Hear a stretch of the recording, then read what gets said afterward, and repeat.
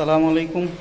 আমার নতুন একটা সাইডে এসএসের সিঁড়ির রেলিং করতেছে, কাজ চলতেছে। আর হচ্ছে এটাতে গ্লাস হবে, আমি দেখাবো।